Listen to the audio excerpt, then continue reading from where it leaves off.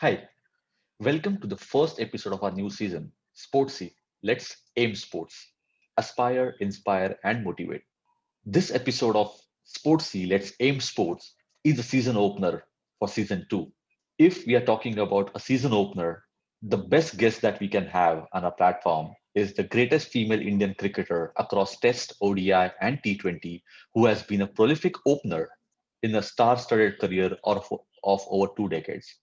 We are excited to have a captain of women's national cricket team, a right-handed opening batswoman, occasional right-arm leg break bowler, highest run scorer in women's international cricket, only female cricketer to surpass 6,000 run marks in women's one-day international matches, the one who has most half centuries in women's ODI, the first player to score 7 consecutive 50s in ODI, recipient of several national and international awards, including the Wisden Leading Women Cricketer in the World 2017, Arjuna Award 2003, and Padma Shri in 2015. Today we have with us one of the iconic player of India's or the world women's cricket, Mithali Raj.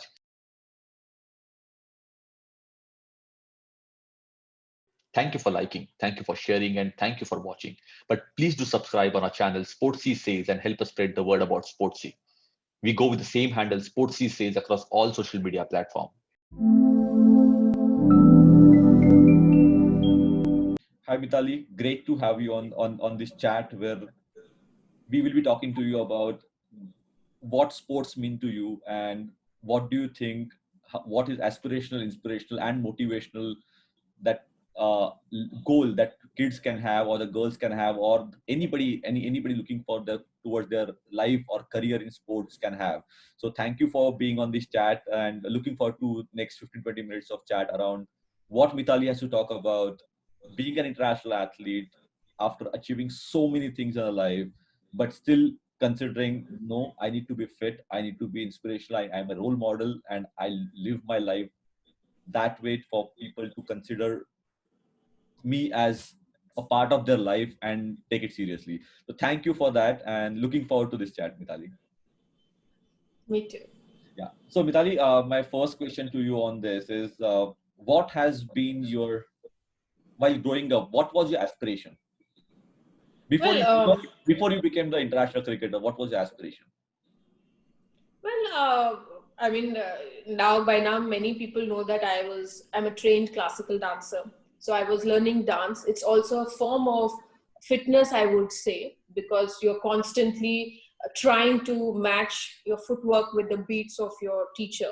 So, and it also demands you to be flexible because you do different sorts of movements, and it has to be in sync with your whatever your expressions and your footwork and everything.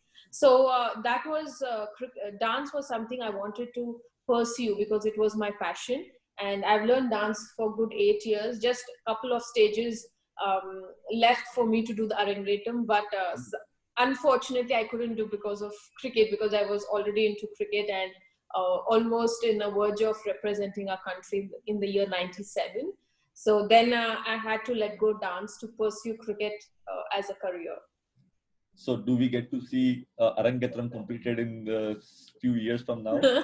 Well, I did tell my mother way back, years back, that in case if I have an early retirement in cricket, I will get back to dance and finish it. But seems like I don't think that is possible now. No, don't retire for dance. You keep playing. As and when that happens, we just want to know whether that can happen. Yeah. So okay, that was aspiration. I think it was a good linking between the footwork and the expression and being emotional and about the showing the passion. And we get to see that with you on field every time when you are in your jersey or playing any team that you play for. Uh, so second question about the same thing: what has been your inspiration while growing up? Who has been your inspiration while growing up?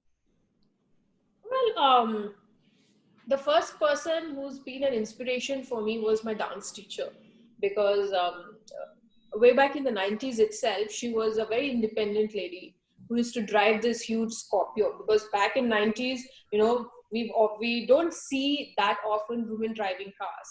Right. It was something of like, oh, okay, ladies driving, that sort of an expression would always come out of you. And here is a lady who was driving this huge big car coming to the dance class, and everybody used to be like literally on her toes. As soon as she would command so much of respect from everyone. And she in those years itself, she passed out as an IS officer and got a job in railways as a a big officer. So to see a lady of that stature getting into being so independent, driving herself, managing her house, I thought she was my role model growing up. And then when I got into cricket, I was an all-rounder. I looked up to Kapil Dev because those days they used to play this in loop, the 1983 World Cup. So seeing him take that catch, that running catch, and play that 175 odd runs that he scored in the semi-finals or something. So I think that was probably shown a lot by my coach. So in terms of cricket, I looked up to him. But in general in life, I think for any young girl, their mother is a role model, because mother sort of grooms the young girl, the sort of education that the mother gives being at home to the young daughter. I think everybody at some point have always looked up to their mother. So for me, my mother has been a role model. Wow. And I think, yeah, I hear the same story from my daughter who is 16 now. I hear the same story. Who is, if I ask her who is your inspiration, she never takes my name. She takes her mom's name. But yeah. I think they see that the mother works very hard. Yeah. No doubt about it. I'm not in complaining. I've seen my mom, I've seen my sister, my wife, so no complaints about that for sure. And we know at the even at Olympic level for Indian sport, the women have performed far better than men in Olympics representing India. So yes, and so Mitali, after understanding about your aspiration and inspiration, what motivates you to keep going? You've been playing for so long. You are the highest run getter in the ODI. You're the maximum national caps. You have maximum 50s in the ODI. There are hardly any record which are not on your name, representing India at different level. What is your motivation to keep going for more than 22 years of your career? Well, for me, motivation has been different at different stages in my journey, because I have a long cricket career, 21 years. When I was young, when I made just before I made my debut for the country, wearing the blues was a motivation for me, that I have to represent India. After representing India, you want to be sort of the main player in the team, so you want to constantly perform. That was a motivation. When you became the main player, the responsibility of the entire team is on your shoulders. Sort of, you don't want to let down your team and your country, so you want to continue to be the best. So at different stages, I think I had different factors as a motivational factor. But one thing which has always been constant is that whenever I am playing for India, I know it's just not for me, for my coaches or for my family members, but I know there are millions of people's hopes on my shoulder. And at least for them, I need to be all the time, more than my 100%, I need to be focused and give my commitment. Right. So that has always been uh, the motivating factor for so many years. And that is why that helps me to sort of work hard, prepare extra, because earlier it was like when you make your debut, you want to make your family happy. But after representing India for so many years, each time I get into the World Cup, there are so many people who wear the India jersey, turn out to the stadium with the India flag, who are sort of supporting you even in a country, far away from your own country. So that really motivates, like pecks you up to give your best. Right.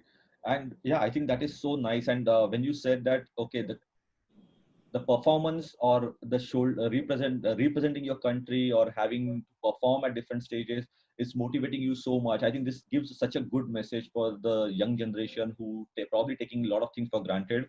And I don't want to make a generic statement, but yeah, they are not motivated enough to do something really good or really look up to something, and that's where we look up to you. And I think that's where your name is. Well, I think we can be a little harsh judging the current generation, but I guess every generation has their own challenges. like we also had though we didn't have social media back then, but we had a different sort of a challenge. Now with social media, the current generation, they have a lot of what do you say, things that can distract them, and Instant yet they have to find their focus. So I wouldn't judge them, but yes, I think it's important to understand that every generation have the ups and downs, and if that generation learns to evolve and accept things to work around it, I think we always come up with some heroes and heroines, I would say. nice. And so it's perfect. I think you just make me keep quiet that okay, every generation has their own things, and Yeah. but I get your point, and this is something good to know. So even the kids in the current generation needs to get motivated and see what can they come across, and how do you play around their surroundings and what they have, Yeah. and how they come out of that. And I think while doing all this thing, one thing plays a constant, which is having a good lifestyle, Mm. and basically a routine to your life, having discipline to your life, and Yeah. something that fitness and sports brings to you. So, True. what is your fitness mantra, and how do you rate uh, mental fitness and physical fitness towards the development of an athlete or even an individual? Well, I think both are important. In current times, it is, I would say, from the generation that we come, it was more of physical activity. The physical fitness was given more importance, very less awareness about mental fitness. But now, in the current generation, mental fitness is given far more importance because of you have so much of data. You're no, I mean, there is so much in offer for you in terms of knowledge, awareness, data, and everything. But how do you use it and when to use it is so important in the current times. Whereas when we were growing up, I mean, for us, we already had certain amount of data. So we were sticking around that. And now, like, you have video analysts, you have sort of all experts, sports psychologists who's working on your mind. So many people around you who are making one good team. Whereas back then we just had a manager and a coach. So all you have to do is just go out and perform. So the role was quite simpler, I would say. In terms of physical fitness, it's been a journey again. From a young kid, like when you're 16 to early 20s, your body is strong. Even if you don't invest in your fitness, you still would be at an optimum level on the ground. But as you get into the middle 20s and the later part of the 20s, that's when your body starts to slow down. So if you haven't really worked in your early 20s, you won't be able to have a prolonged career, because at some point the amount of wear and tear that body goes through, I mean, it starts to show when you're 28, early 30s. Yeah. So I have worked a lot in my early 20s with the trainers and everything. And over the years, initially it was more of strength and running. But now at this stage of my career, when I'm like, 38, I would say that I would like to maintain my fitness level. I cannot match a 20-year-old. Correct. I know that is a fact. But what I can do is I can maintain at this age and see that, if I can have more stability, uh, equal amount of cardio and strength, then I should be more lighter on my feet, because as you get older, the foot movement and everything gets slower. So if you're a little lighter and weigh a little lesser on your body, then you move very well on the ground, and that helps in your batting. Mhm. And as far as mental fitness is concerned, even that was something I've learned over the years. Because when you play important matches, there is this anxiousness. Everybody feels the jitters and the nervousness. And despite all that, you still have to go there and be your best. And how do you do that? It doesn't come on the day of the match. If you want, like, I want my mind to work like this. It's not. It is also something. Our mind is also like a body. You have to work on it, and that you do when you're preparing for the tournament. Correct. Just like how you're preparing and working on your skill, you also work on your mental setup. Like, you can do yoga. I mean, some people, they are in the habit of doing yoga, meditation.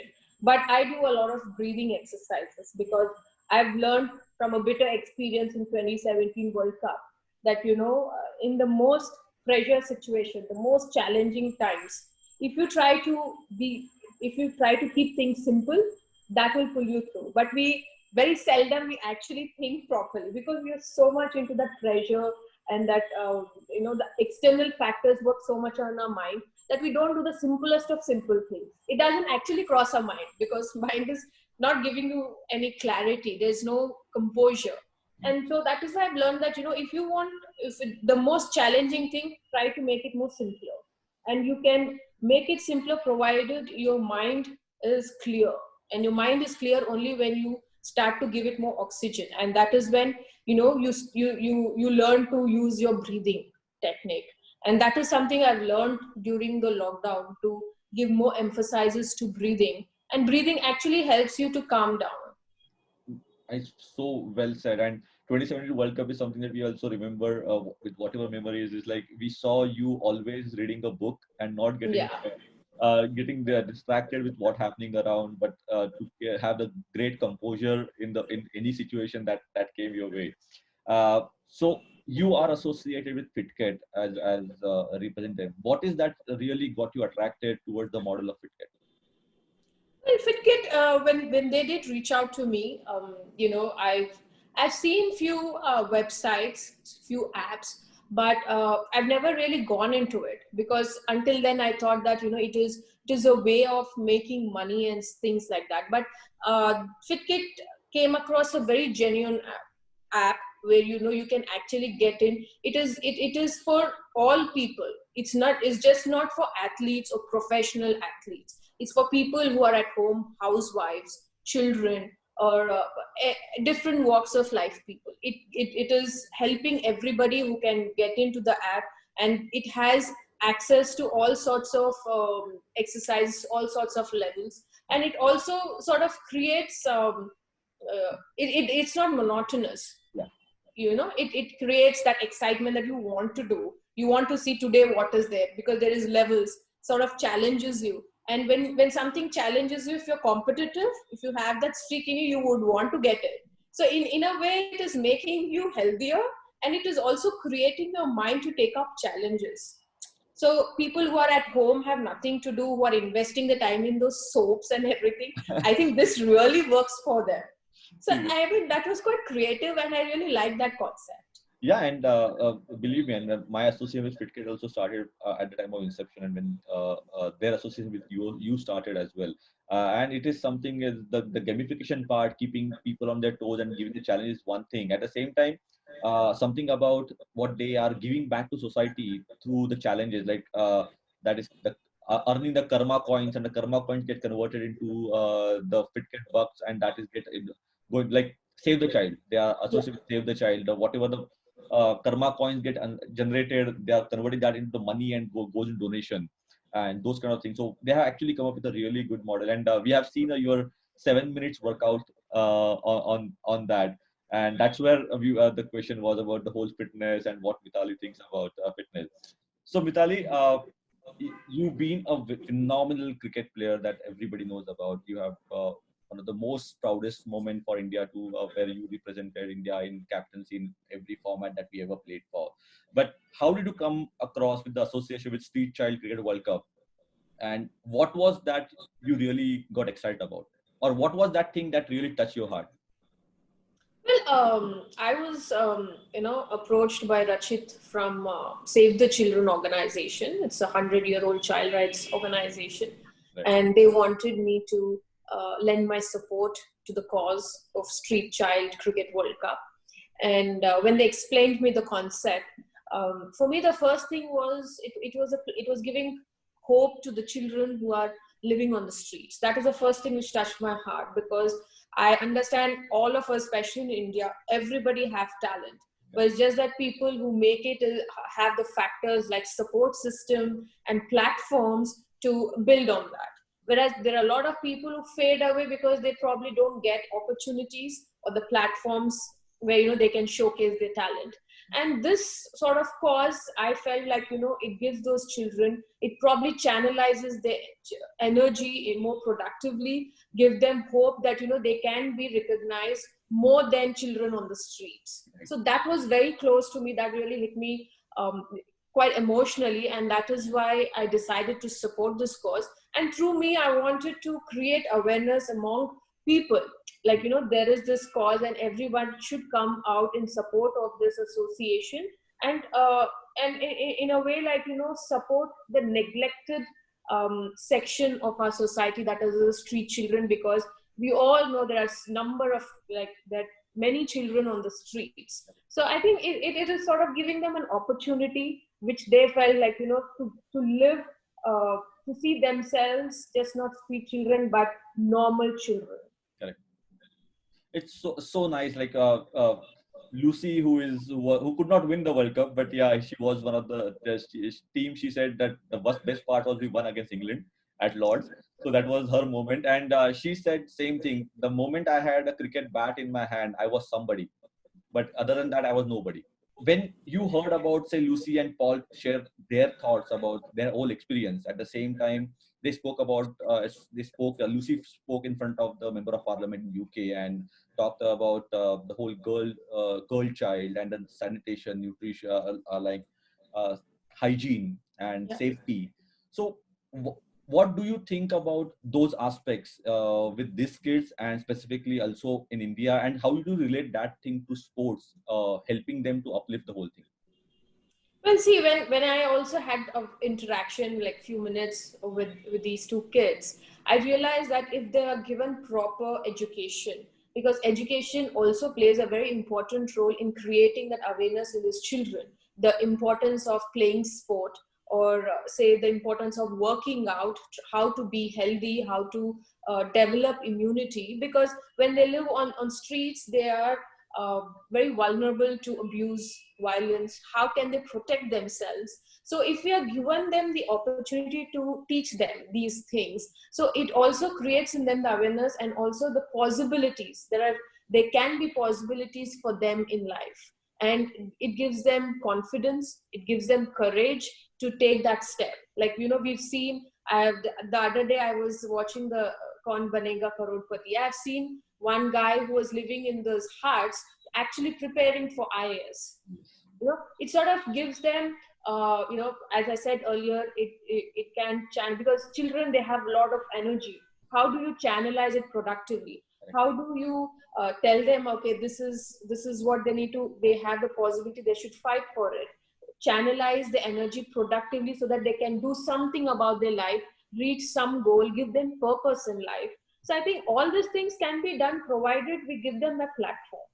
And when I spoke to her, she did tell me, like, Didi, बहुत अच्छा लगा cricket खेल के, मुझे ऐसा लगता है कि I can also play cricket. I said, so it is like, just giving them that opportunity, giving them the bat, you too can play, that confidence, that support, and gender equality is what you just spoke about.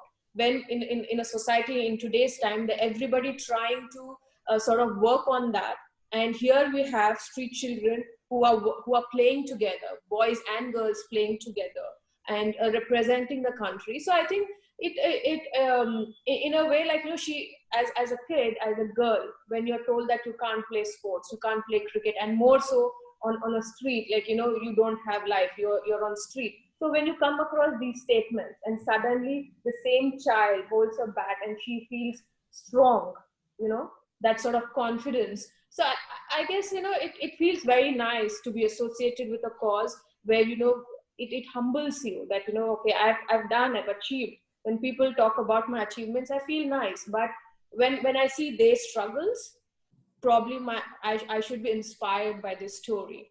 Wow. I think the last statement was so good when you said that after achieving so much, that you get inspired by the stories that they have at the age of 15, 16, by their struggle. And at one side, everybody is looking up to you as a role model. I think that's what we call a conscious living from your side, to understand what we have, how cricket needs to understand what we have, and how do we should have a gratitude towards how do we live our life. I think it's about not taking things for granted and having respect for everything that we get. Well, I think it has shown. In fact, for me, it has been an awareness when I heard that, it's the girls and boys are playing together in this street child cricket World Cup. I thought it was exclusive girls. My first thought was like, no, okay, it could be girls team. But when I was told by Pragya, no, it is the mix of boys and girls, I was quite excited, in fact, to actually see that, okay, where people are talking about women's cricket and men's cricket, mixed gender match and things were happening back then. And here we already have that going. And and I asked the girls, I said, how is your experience playing with the boys in the same team? So she's like, दीदी बहुत अच्छा है, कभी कभार उनसे अच्छा batting कर लेती हो. So you feel very nice when these young girls with so much of innocence, when they say that I play very well than the boys, because all through years we've seen that it is still sports in general was quite a male dominant profession, and where now in the recent past we have a lot of girl athletes, women athletes being role models for young girls. Right. So when you're trying to do this, and here is a young girl say she plays better than the boys and give them a good fight, you feel very happy. And I think sports it itself is, I would say that now things are getting better in terms of sports, where you have women and men's teams equally being promoted in all sports I'm talking about. And there is still a lot of scope to have sports as equality, gender equality. But I would like to see young boys and girls playing together on the streets, in the sense like when you drive down, when you're walking on the streets, more often I come across only boys playing the gully cricket we call. I hardly have seen young girls participating in that.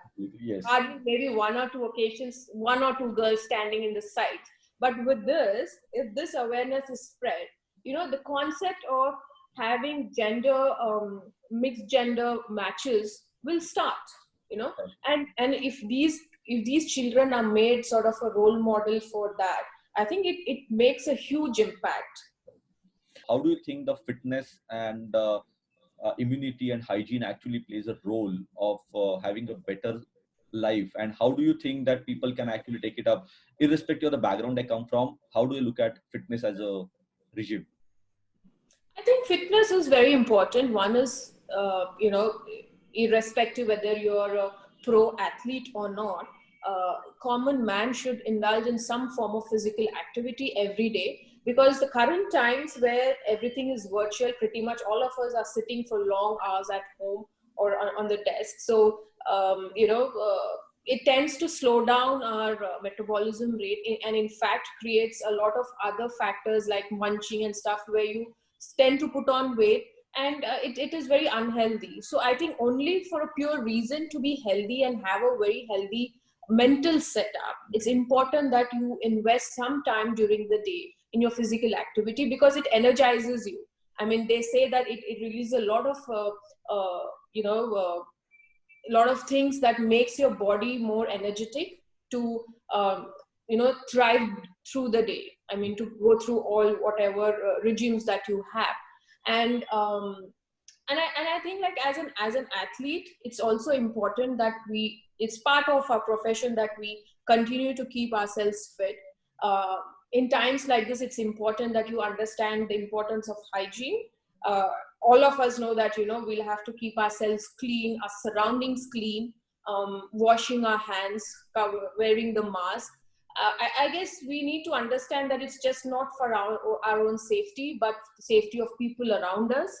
And a little more on fitness. Yes, I think nowadays I've seen a lot of people during the lockdown have actually taken up to fitness. They've logged on to probably registered themselves on different websites to continue. Even I, for that matter, I have gone on to different things to learn different ways of keeping myself fit. As I've said that, when as athletes, when sports is resuming now, maybe in a month's time, we've played the Women's T20 Challenge as well. So we do have the quarantine period. Right. That can be really tough on athletes. You're pretty much confined to your hotel rooms. You're not access to any form of fitness equipment because you can't go to the gym. So how do you keep yourself fit? Yeah. So we had to come up with creative stuff, like, constantly being on Zoom calls, being supervised over a Zoom call by a trainer, correcting your postures. And there were times when at home I used to move the furniture to, sort of use a bit of my weights. And my mother used to have a long face, but I said, this is actually the current normal. You make space in your living room, but you have to do, because I'm an international athlete, and I cannot just enjoy not doing anything. The initial 10 days was like, okay, it's sort of a holiday for me. But later on, I realized I can't go on like this, because whenever sports start, I have to be at the optimum. At least my fitness level has to be there.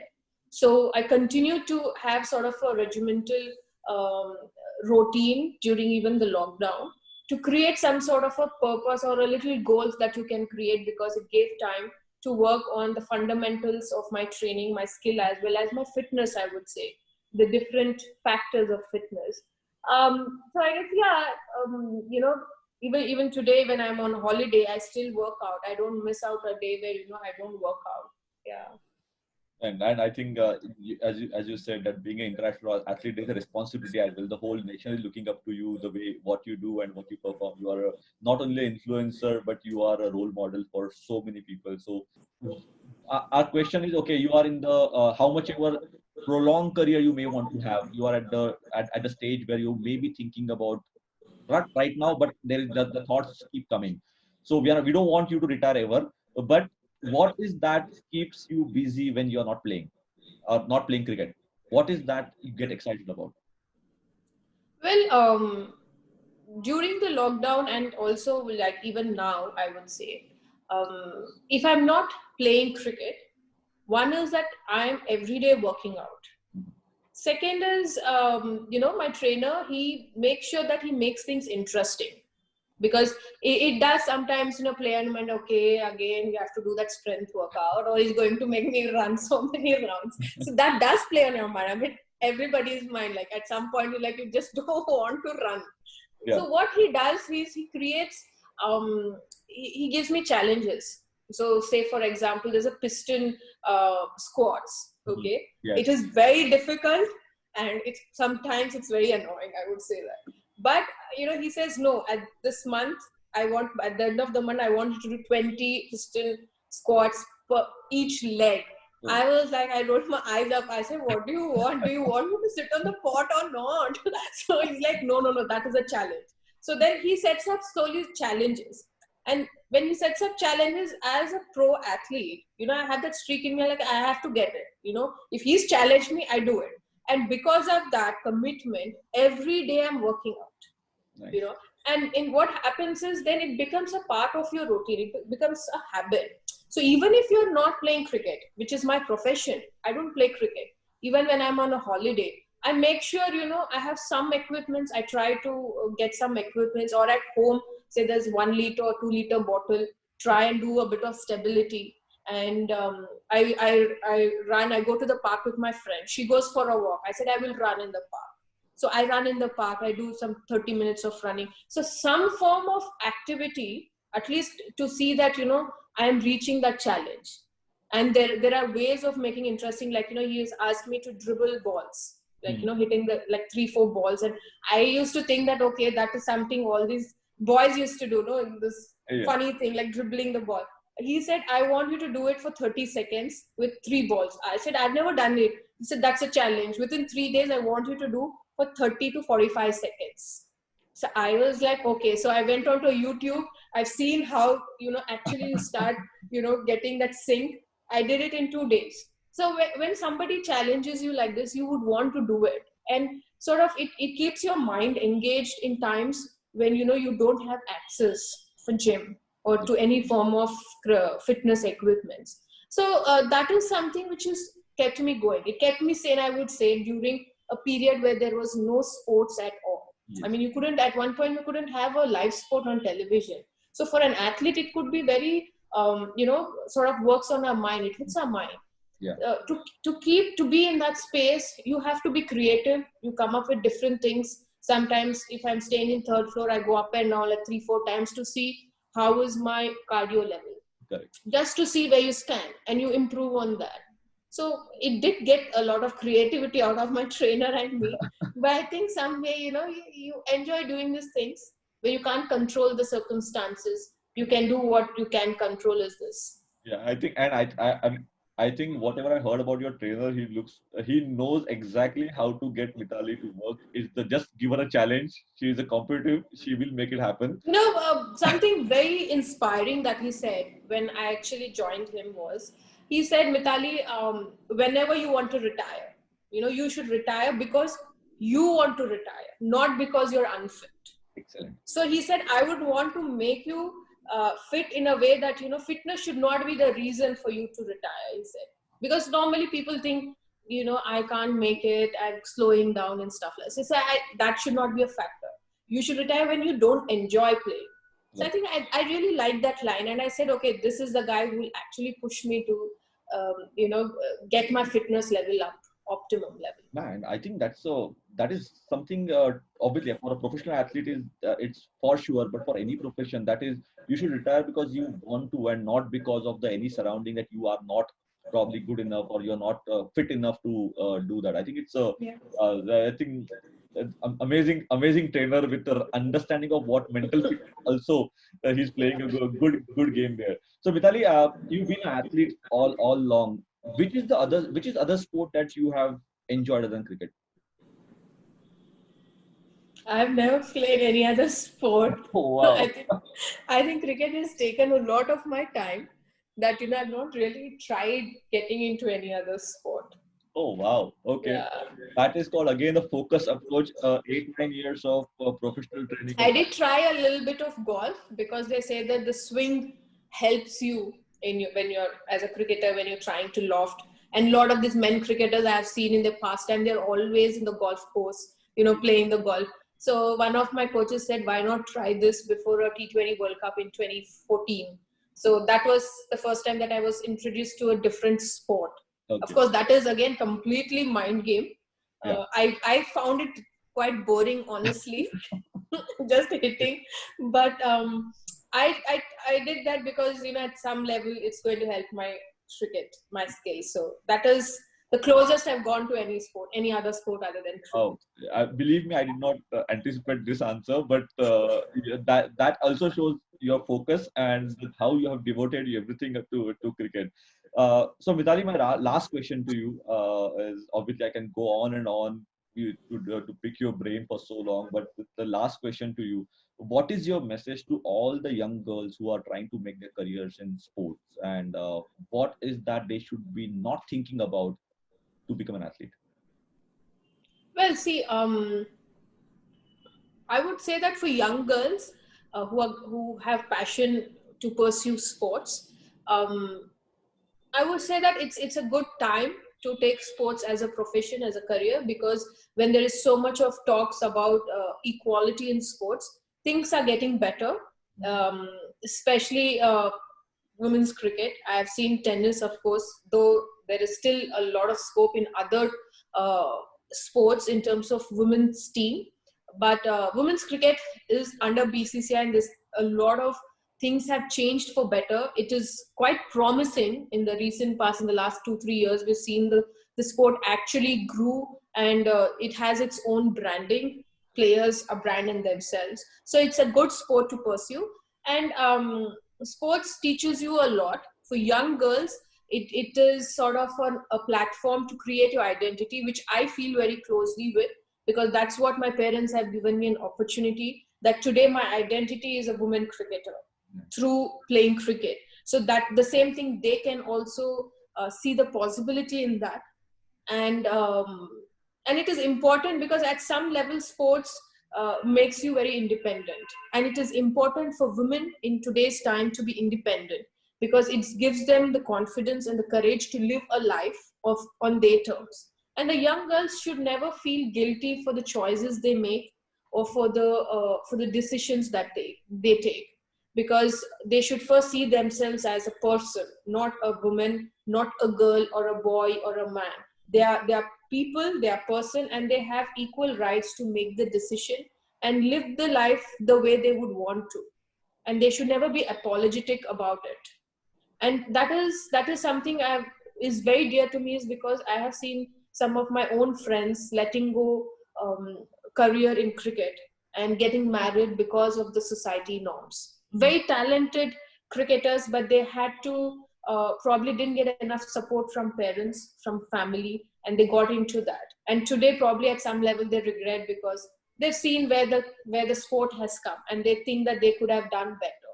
So I would say, for even for parents, that the way they support the boys, or the way they support the men, they should also equally support a young girl to pursue sports. It could be anything: hockey, cricket, football, but they should allow the girl to have her growth as a person, because it's important. And if we want to get gender equality, that the participation of girls and women in every sphere, every field, has to be there. And that is possible only from when they are young. You mold them that way. Excellent, Mitali. I think nothing better could have been told to not only the girls but the parents. I think it's a very important message for them that to understand sports is something that shapes your life. Even if you don't make it to a professional athlete, but that Yep. the learning of sports, as they say, that sports is the biggest teacher, and a and a and a field is the biggest classroom that you can best classroom that you can get. I think that is the lesson for life, and it's so amazing to hear from you, Mitali. Thank you for your time. Really appreciate whatever you spoke about, all the topic that we discussed, and really look forward to talking to you again. And take care, stay safe, and keep representing India. Keep ruling the hearts, and keep making us proud. Wish you all the best, and take care. Thank you. I actually enjoyed this conversation. It was fun. And believe me, how you can't imagine how much I enjoyed this. So it is so good to talk to you, Mitali, once again. And thank you, and take care, stay safe. Yeah, you guys should take care, be safe. Thank you for liking, thank you for sharing, and thank you for watching. But please do subscribe on our channel Sportsy Says and help us spread the word about Sportsy. We go with the same handle Sportsy Says across all social media platforms.